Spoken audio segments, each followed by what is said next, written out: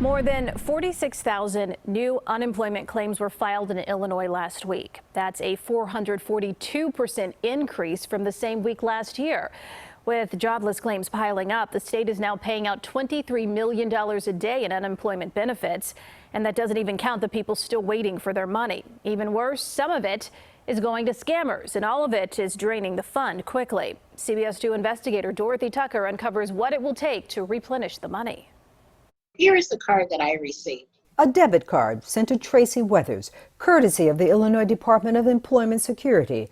The confirmation of unemployment benefits also came in the mail. So for each week, it was $1,084. But Weathers didn't ask for the money. Do you work? Yes, I'm a full-time employee. And I'm like, what? And so I'm like, no, this is fraud. Weathers is a victim of an ID thief. Scammers used her personal information to file for unemployment. I just feel violated. And then I have a level of uncertainty, like what's going on. It's unknown how many fraudulent unemployment claims have been filed during the pandemic, but more than 1 million people have lost their jobs and legitimately tried to get benefits. We've heard from many who are still waiting for their money, but others have been paid, and those dollars come out of the state's unemployment trust fund. At the end of April, the fund balance was $1.4 billion. About a month later, it dipped to $691 million.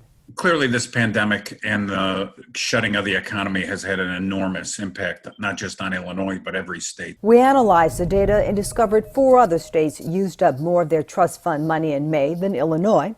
New York's balance tumbled over 90%. Texas and Ohio dropped around 70%, and West Virginia lost close to 60%. Illinois and California used up just over half of their unemployment claim funds.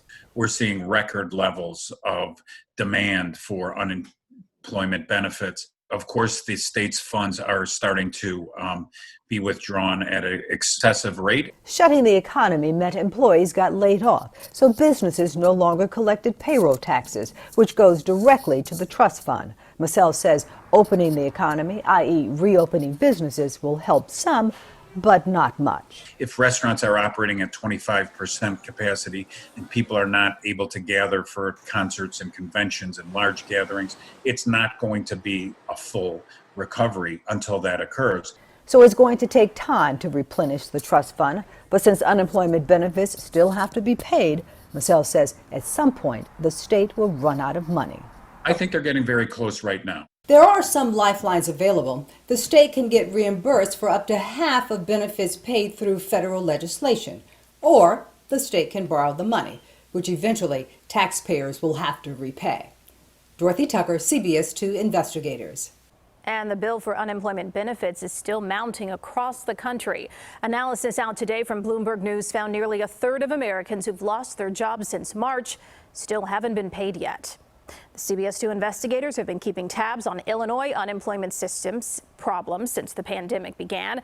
To see more of their investigations, download our new app, search CBS Chicago.